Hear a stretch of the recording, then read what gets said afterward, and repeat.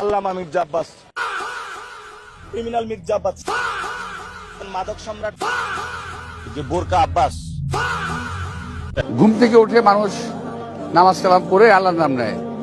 একজন আছেন উনি প্রথমে আমার নাম মির্জা আব্বাস, মির্জা আব্বাস, মির্জা আব্বাস, মির্জা আব্বাস, মির্জা আব্বাস, মির্জা আব্বাস, মির্জা আব্বাস, মির্জা আব্বাস, আব্বাস সাহেব, আল্লামা মির্জা আব্বাস, আব্বাস উদ্দিন হয়ে গেছে মির্জা আব্বাস। চান্দাবাদ, চান্দা, মির্জা আব্বাস চাঁদাবাদ। আমি কিন্তু ফেরেশতা, আমি আগে বলি ঢাকা শহরে কোনো ব্যক্তি বলতে পারবে না কোন স্বার্থের জন্য মির্জা আব্বাসকে একটা চান খাইতে খাওয়া যাবে। পাকিস্তানের একজন গ্যাংস্টার আছে দাউদ ইব্রাহিম, তো ঢাকা হাটে এই ধরনের দাউদ ইব্রাহিম চলে এসেছে। এই কার কথা বলতেছ? তোর নামটা পরিষ্কার বলো তো, কার কথা বলতেছ? তোর কাকা। ওই বেটা, কার কথা বলতেছিস তুই? আব্বাস উদ্দিন ওরফে মির্জা আব্বাস।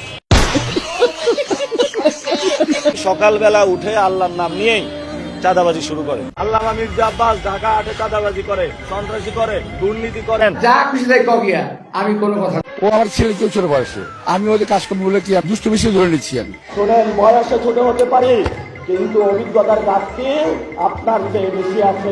বাবা তোমাদের বয়স এখনো হয়নি এরকম। আসলে আমাদেরকে চাঁদাবাজ থেকে মুক্ত করে দাও, আমিন। টেন্ডার সন্ত্রাস থেকে মুক্ত করে দাও। আমার বাসায় আপনারা এসে চা খাই যান, চা খান, নাস্তা খান, বিরিয়ানি এখানে সব খাবো। জীবনের নিরাপত্তার হুমকিতে আছে। ও যে আগে বলে তুই কই আসিস, ঘরে আয়, তোর দেখে ছাড়বো, এখন বলে বিরিয়ানি খাওয়াবে, এটা বলে ডাকতে চায়। তো ইনশাল্লাহ জয়ী হয়ে বিরিয়ানি নিয়ে যাব। এটা এগুলো হলো প্রচ্ছন্ন হুমকি দিচ্ছে, ইনডিরেক্ট হুমকি দিচ্ছে। আর এখন নির্বাচন করছি, তারাও যার যার জায়গায় ভালো, কিন্তু কথাবার্তা বেশি মাল বলতেছে আর কি। বেশি বলে ফেলছি, তো আমি ওনাকে নিয়ে আর বলতে চাই না। উনি ওনার মতন কাজ করুক, তবে আমি চাঁদাবাজদের বিরুদ্ধে সোচ্চার থাকবো। তাহলে কি আপনি কোনো চাঁদাবাজকে ভোট দিবেন? সন্ত্রাসীকে দিবেন? দুর্নীতিবাজকে দিবেন? এই যে ঢাকা হাটে একটা চাঁদাবাজ, সন্ত্রাসী, দুর্নীতিকে হলো নমিনেশন দিলে, কাজটা ঠিক হয়েছে? সাংবাদিক